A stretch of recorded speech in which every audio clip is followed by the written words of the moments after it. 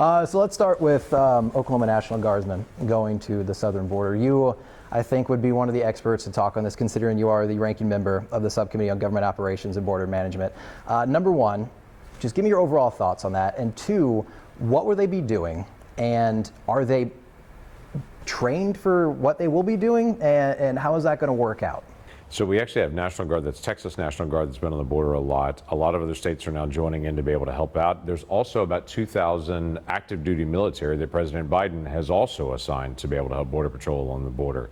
They're not doing arrests, they're not doing Border Patrol legal work in that sense. They're assisting the Border Patrol. What happens on a daily basis is the cartels on the south side of the border will pull together a group of asylum seekers, will push them across the border in one large group. The Border Patrol has to come in to be able to help facilitate their pickup and their processing. But when they come in to be able to do that, 2 or 3 miles upriver or downriver, the cartels will then insert a group of guys with backpacks carrying drugs in, and they'll come across the border. What our Border Patrol needs are additional eyes and additional bodies to be able to help them. So while they're actually doing the arrest at the border, they need additional people out there to be able to cover the unwatched areas. That's what our National Guard can do. That's what active duty military are doing now.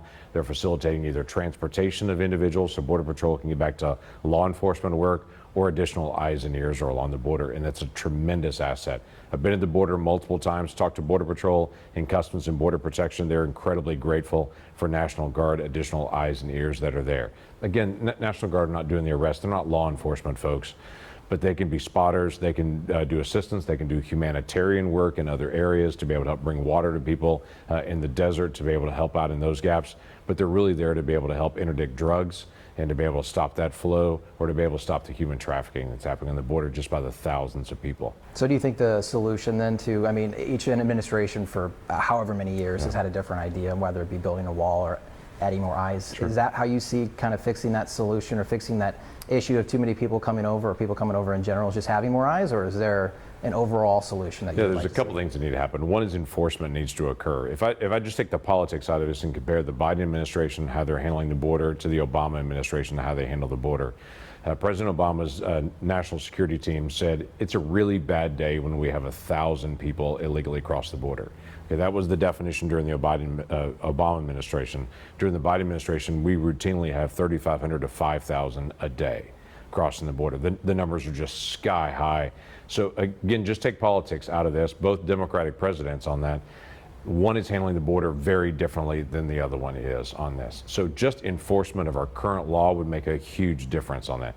The second thing is Congress needs to change the definition of asylum. If you take Germany or Canada or multiple other countries and how they handle the basic definition of asylum, it's very different than how the Biden administration is handling that. It's very different than what we actually have in our law as well. We need to clarify what the word asylum means. Asylum doesn't mean I want to come to America and work. That's not what it means, and that's how it's being used right now. The vast majority of people that cross the border that say, I'd like to get asylum, the Biden team is just releasing into the country and saying, show up for your asylum hearing somewhere between 5 and 10 years from now in the future, and you'll get your asylum hearing at that time. If they show up at their asylum hearing, which most don't, if they show up at that final asylum hearing, about 90% don't qualify for asylum. They came because they had a family member here, or they want to be able to get a job here. That should be a legal route to immigration, not an asylum request. So we need to clarify what asylum means, what it doesn't mean, and you don't just allow people to stay in the country for 5 or 10 years while they await an asylum hearing. You process quickly at the border. That dramatically slows illegal immigration into our country and opens up the opportunity for more legal immigration in our country. I don't find people opposed to legal immigration in our country. They're just opposed to people that are unvetted, unchecked, coming across our border, living in our communities, that have paid the cartels thousands of dollars and that are finishing paying off the cartel sometimes by working for the cartel once they're in the United States. That's bad for all of us. And, kind of talking about crossing borders, I want to talk about passports. Yeah. You recently introduced legislation to kind of reduce that backlog. 2017, since then, over 2 million, I think, that they're expecting in the state this year. A lot of people are waiting through long lines and just months for these passports. Talk about your legislation and how you plan to reduce that backlog and why this is happening. Yeah, passports used to take 4 weeks or so to be able to happen. During the COVID time period, the State Department got a little bit behind because they were working remotely, and you can't do a lot of that passport work remotely. Got a little behind. They started catching up towards the end of 2020. But in 2021, the State Department just stayed closed down while the rest of the country reopened, quite frankly. And so State Department workers weren't coming back to be able to handle passports. It got farther and farther behind. State Department tried to do an online version for passports. It did not work. That got them even farther behind. And now they're up to 3 million passports behind. It's not unusual for us in my office to get 5, 10, 15, sometimes 20 people a day that are calling in saying, I can't get a passport. I turned in my request 4 or 5 months ago. I still don't have it back. I don't know when it's coming. I'm about to travel next week.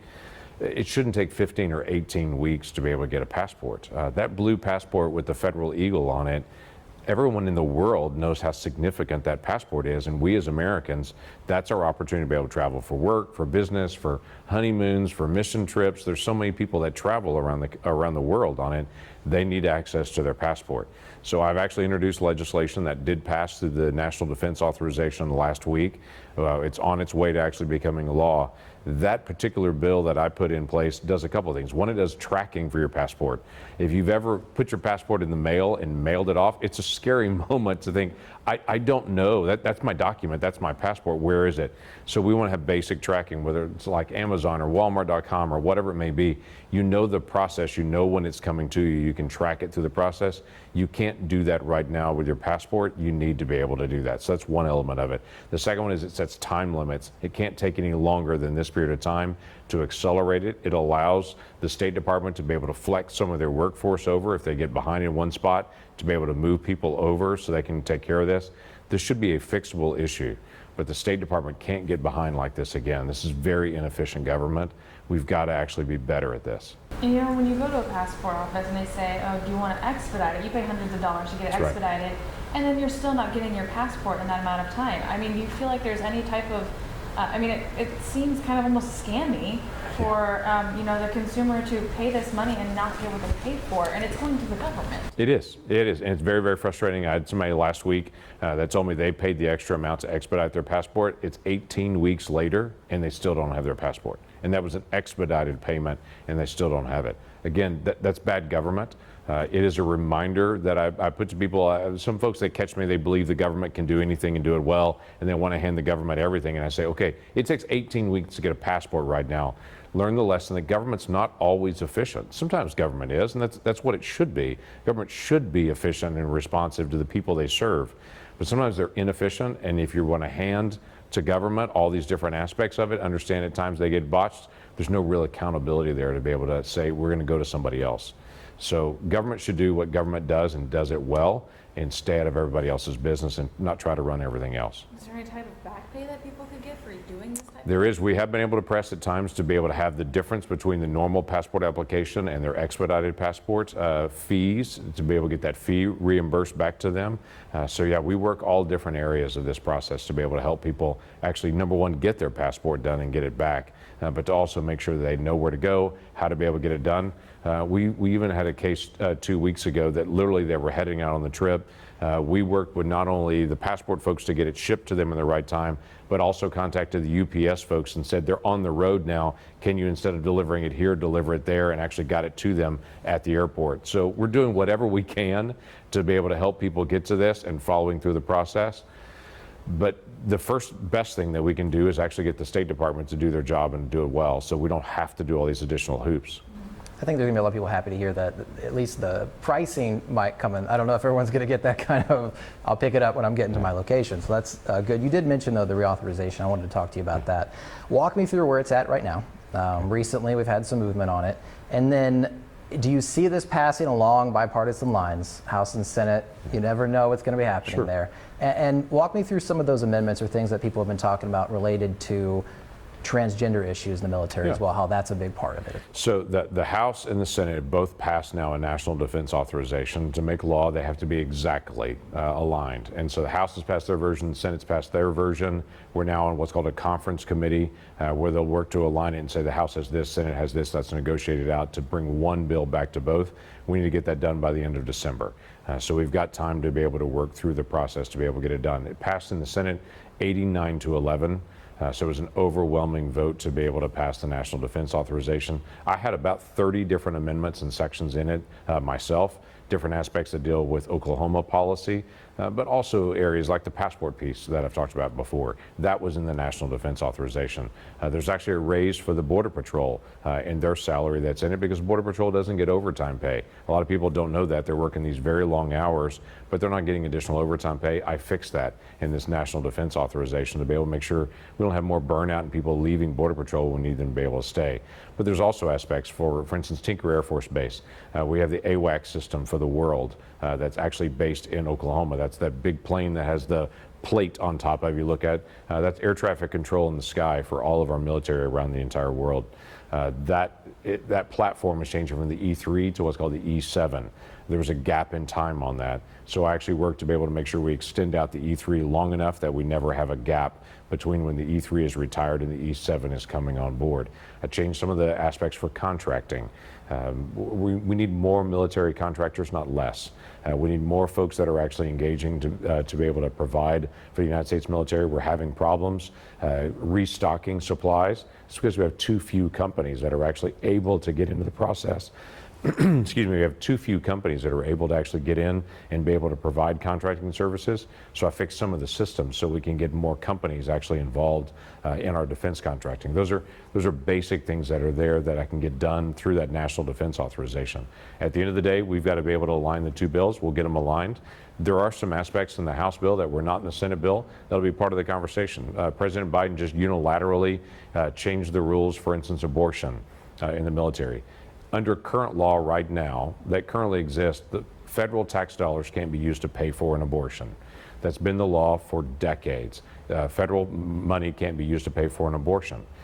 What President Biden has done is saying that he wants to actually increase the number of abortions and increase access to abortion. And so if you're stationed in a military base, he will now pay you up to 5 days to be able to travel, to be able to get an abortion, not only pay for the travel, but pay your days off to be able to go get an abortion, basically encouraging abortion with additional time off. There's been a push on that to be able to say, hey, we can't do this. And so the House is saying we're not going to allow funding for abortion the same as it's always been for decades and decades. That's not in the Senate bill. We couldn't get that actually passed in that one, but now it'll go to conference to be able to work it out and to be able to have a reasonable policy that actually aligns with federal law. And you had mentioned earlier that you don't, that sometimes government doesn't work efficiently. You're sure this is going to work out and it'll get together and everything's going to be good? 63 years in a row, Congress has passed the National Defense Act. 63 years in a row. Now just because we've done it 63 years in a row doesn't mean 64, 68 exactly. We have a pretty good track record on that. We've had very contentious bills in the past to be able to work through. We're going to work through this one as well. All right, Senator, I appreciate it.